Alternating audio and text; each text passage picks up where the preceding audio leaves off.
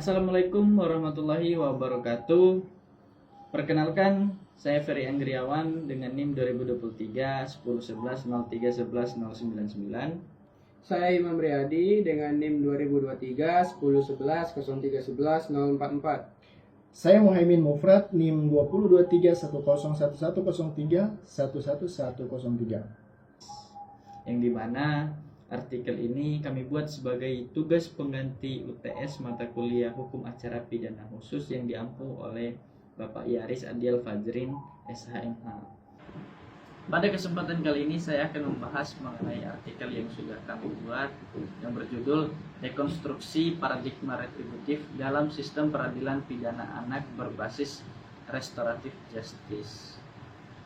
Lalu pada bagian latar belakang kami uraikan mengenai fenomena anak yang berhadapan dengan hukum di Indonesia masih menjadi persoalan serius dalam sistem peradilan pidana anak di Indonesia, di mana anak sebagai kelompok rentan seringkali terlibat dalam berbagai tindak pidana, baik itu sebagai pelaku, korban maupun saksi. Berdasarkan data dari Sistem Database Pemasyarakatan Publik Direktorat Jenderal Pemasyarakatan per 3 Juni 2025, tercatat sebanyak 2018 anak berkonflik dengan hukum, dengan rincian 449 anak berstatus sebagai tahanan dan 1569 anak menjalani hukuman sebagai anak binaan.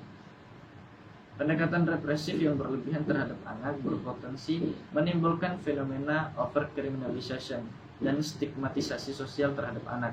Anak yang melakukan pelanggaran ringan juga seringkali tetap diproses melalui jalur pidana formal, sehingga memperoleh label sebagai penjahat di lingkungan sosialnya. Overcriminalization terhadap anak tidak hanya memperluas penggunaan hukum pidana secara berlebihan, tetapi juga memperlihatkan kegagalan sistem hukum dalam memahami karakteristik dan kebutuhan khusus anak. Stigma sosial tersebut dapat menyebabkan anak mengalami pengucilan, kehilangan rasa percaya diri, serta kesulitan untuk kembali diterima dalam lingkungan masyarakat. Sehingga dampak pemidanaan terhadap psikologi dan masa depan anak tidak dapat diremehkan. Instabilitas emosi yang menjadi ciri khas anak diperkeruh dengan pengalaman traumatis selama menjalani proses peradilan hingga pemenjaraan. Proses pembinaan dan pemulihan menjadi terhambat ketika anak justru kehilangan dukungan keluarga akibat harus menjalani isolasi di lembaga pemasyarakatan. Nah, itulah pentingnya peran keluarga dan tanggung jawab keluarga untuk mengarahkan anak ke jalur yang lebih tepat. Sehingga dari latar belakang di atas, rumusan masalah yang kami rumus adalah bagaimana dekonstruksi paradigma retributif menuju sistem peradilan pidana anak berbasis restoratif justice yang ideal berdasarkan analisis konsep keadilan restoratif, prinsip diversi, serta nilai-nilai hukum progresif guna mewujudkan sistem peradilan pidana anak yang berorientasi pada pemulihan dan reintegrasi sosial anak. Dan tujuan penelitiannya untuk merumuskan dan mengkonstruksi model dekonstruktif paradigma retributif menuju sistem peradilan pidana anak berbasis restoratif justice yang ideal berdasarkan analisis terhadap konsep keadilan restoratif, prinsip diversi, serta nilai-nilai hukum progresif guna mewujudkan sistem peradilan pidana anak yang berorientasi pada pemulihan dan reintegrasi sosial anak. Dalam pembahasan ini ada beberapa poin yang kami akan bahas. Yang pertama, konstruksi paradigma retributif dalam sistem peradilan pidana anak. Paradigma retributif dalam sistem peradilan pidana berakar pada teori pemidanaan klasik yang menempatkan pembalasan sebagai tujuan utama penjatuhan pidana hukuman dalam perspektif retributif memiliki nilai intrinsik sebagai pembalasan yang adil, di mana berat ringannya pidana harus proporsional dengan berat ringannya kejahatan yang dilakukan. Pendekatan ini menolak penjatuhan pidana yang mempertimbangkan kondisi personal pelaku, latar belakang sosial, atau potensi rehabilitas, karena yang menjadi fokus utama adalah perbuatan itu sendiri dan kesalahan moral pelaku. Teori ini yang kemudian berkembang dan mempengaruhi sistem peradilan pidana di berbagai negara, salah satunya termasuk Indonesia, yang cenderung mengidentikan keadilan dengan penghukuman berat terhadap pelaku tindak pidana. orientasi pembalasan dalam sistem pidana bertentangan secara fundamental dengan prinsip perlindungan anak yang bersumber dari Konvensi Hak Anak yang telah diratifikasi melalui keputusan Presiden atau Kepres nomor 36 tahun 1990 tentang Konvensi tentang Hak Anak. Teori perlindungan anak menekankan bahwa anak adalah subjek hukum yang rentan dan memerlukan perlakuan khusus karena keterbatasan fisik, mental, dan emosionalnya. Kepentingan terbaik bagi anak menjadi supremalau dalam setiap kebijakan yang menyangkut anak, termasuk dalam sistem peradilan pidana. Prinsip ini mengamanatkan bahwa pemenjaraan anak hanya boleh dilakukan sebagai upaya terakhir dan untuk jangka waktu yang singkat mungkin, bukan sebagai sarana pembalasan. Teori hukum progresif yang dipelopori oleh Satjipto Raharjo memberikan kritik tajam terhadap paradigma retributif dalam sistem peradilan pidana anak.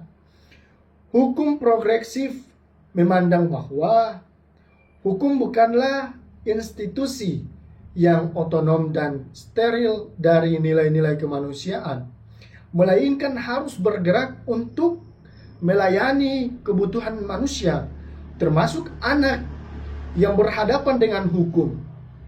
Satjipto Rahayu juga menegaskan bahwa hukum progresif menghendaki hukum tidak sekedar menegakkan peraturan secara kaku, tetapi juga mengalih nilai-nilai keadilan yang hidup dalam masyarakat.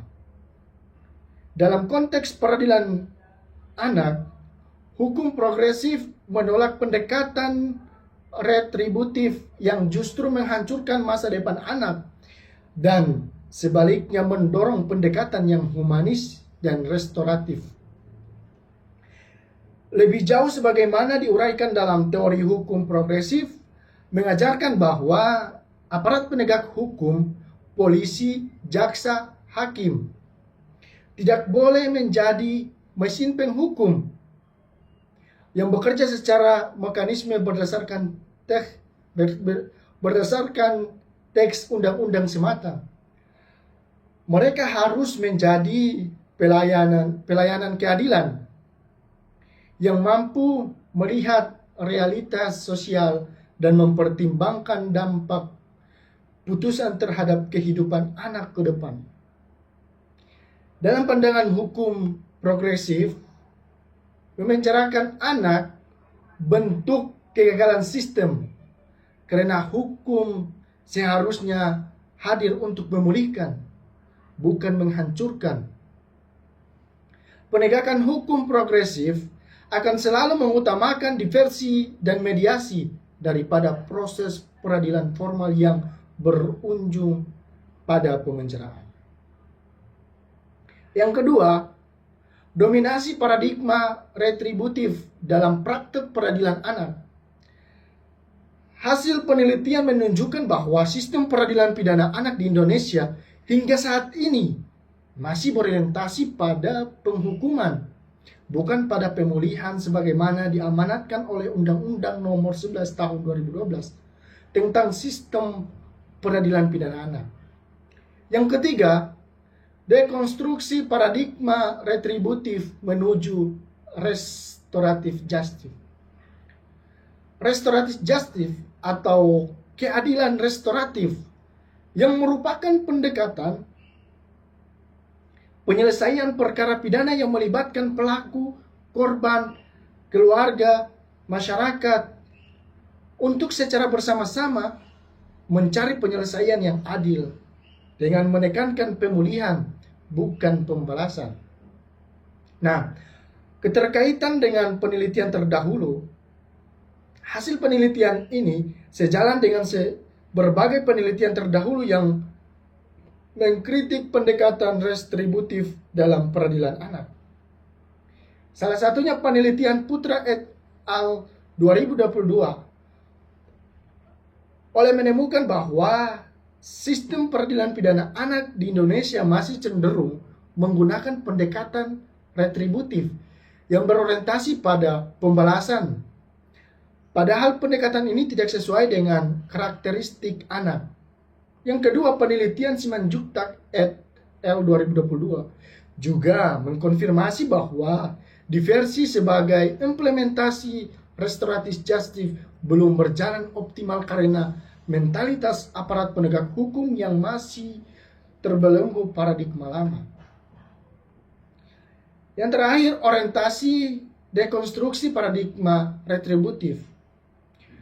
Bahwa dekonstruksi paradigma retributif dalam sistem peradilan pidana anak merupakan keharusan yang tidak dapat ditawar lagi. Pendekatan retributif yang mengakar kuat dalam mentalitas aparat penegakan hukum telah mengakibatkan anak-anak yang seharusnya dipulihkan justru dikriminalisasi, distigmatisasi, dan diisolasi dari lingkungan sosialnya. Padahal tujuan utama sistem peradilan pidana ini seharusnya adalah melindungi kepentingan terhadap anak, pemulihan kondisi psikologis, sosial anak, serta mengembalikan anak ke lingkungan masyarakat dengan bekal yang lebih baik. Baik, di sini saya akan membahas terkait kesimpulan yang bisa kita ambil dari presentator sebelumnya. Penelitian ini telah menjawab persoalan mendasar yang selama ini menjadi kelemahan struktural dalam sistem peradilan pidana anak di Indonesia, yaitu masih dominannya paradigma retributif yang berorientasi pada pembalasan di tengah mandat normatif Undang-Undang Nomor 11 Tahun 2012 tentang Sistem Peradilan Pidana Anak yang telah memerintahkan pendekatan restoratif justice dan diversi. Berdasarkan seluruh uraian analisis yang telah dipaparkan dalam penelitian ini, terdapat beberapa kesimpulan penting yang perlu ditegaskan. Yang pertama, paradigma retributif terbukti masih mengakar kuat dalam praktik penegakan hukum terhadap anak di Indonesia, meskipun secara normatif UU SPPA telah mengatur mekanisme diversi dan keadilan restoratif sebagai pendekatan utama. Kenyataan di lapangan menunjukkan bahwa proses formalisasi peradilan anak masih berjalan secara masif.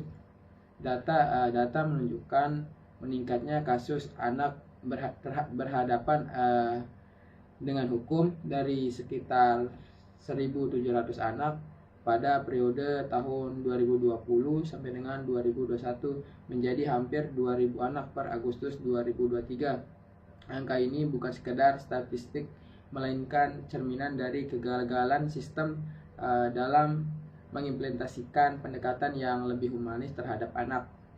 Bahkan berdasarkan data sistem database pemasyarakatan per 3 Juni 2025 tercatat sebanyak 2.018 anak yang berkonflik dengan hukum, dengan 449 anak berstatus tahanan dan 1.569 anak berstatus anak binaan. Tren yang terus meningkat ini membuktikan bahwa pendekatan penghukuman tidak berhasil memutus rantai kejahatan anak, melainkan justru menciptakan siklus kriminalisasi yang berulang. Yang kedua, dominasi paradigma retributif dalam praktek peradilan anak menimbulkan dampak negatif yang sangat serius dan berlapis. Pemindanaan yang tidak mempertimbangkan aspek rehabilitatif dapat menyebabkan anak mengalami trauma, stigma sosial, bahkan meningkatnya resiko residivisme. Hal ini diperparah oleh kenyataan bahwa jika anak masih melakukan kejahatan setelah diberikan hukuman, hal ini menunjukkan bahwa tujuan hukuman untuk memberikan efek jera tidak tercapai, dan anak justru kembali melakukan kejahatan yang sama setelah dihukum secara hukum, yang kemudian disebut sebagai residivisme.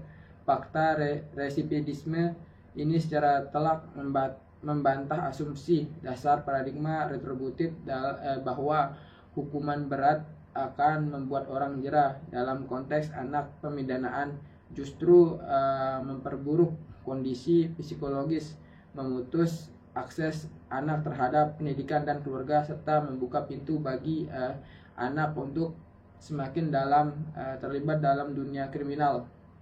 Yang ketiga, dekonstruksi paradigma retributif bukan hanya sebuah pilihan akademis, melainkan sebuah keharusan yang mendesak secara filosofis, normatif, dan empiris.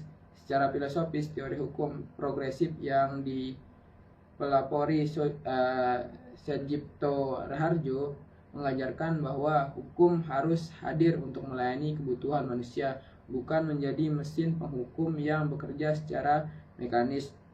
Dalam konteks anak, hukum progresif menolak pendekatan retributif yang menghancurkan masa depan anak dan mendorong aparat penegak hukum untuk mengutamakan pemulihan di atas pembalasan. Secara normatif, Konvensi Hak Anak yang telah direvisi melalui keputusan Presiden nomor 36 tahun 1990 menegaskan prinsip the best interest of child sebagai landasan tertinggi dalam setiap kebijakan yang menyangkut anak, termasuk dalam sistem peradilan pidana. Prinsip ini secara tegas menyatakan bahwa memenjarakan anak hanya boleh dilakukan sebagai upaya terakhir. Secara empiris, proses restoratif justice dalam perkara anak dijalankan secara sukarela, bersifat rahasia, dan sepenuhnya berorientasi pada kepentingan terbaik bagi anak, dengan tujuan utama mencegah timbulnya stigma negatif yang dapat membebani masa depan anak, sekaligus mendorong proses reintegrasi sosial secara optimal. Yang keempat, implementasi restoratif justice melalui mekanisme diversi yang diatur dalam UU SPPA merupakan instrumen hukum yang paling relevan dan paling sesuai dengan karakteristik anak sebagai subjek hukum yang rentan.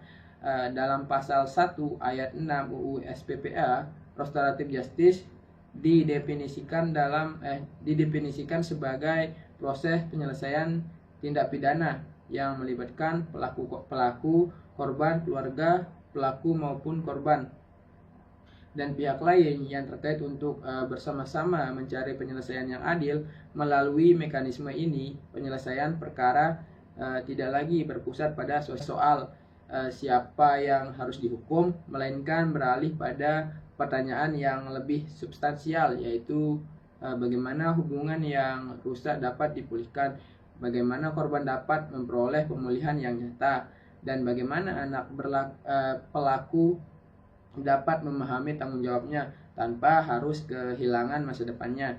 Namun demikian, penelitian ini juga menemukan bahwa diversi belum berjalan optimal karena mentalitas aparat penegak hukum yang masih terbelenggu oleh paradigma lama, sebagai dikonfirmasi oleh penelitian Simajutek tahun 2022.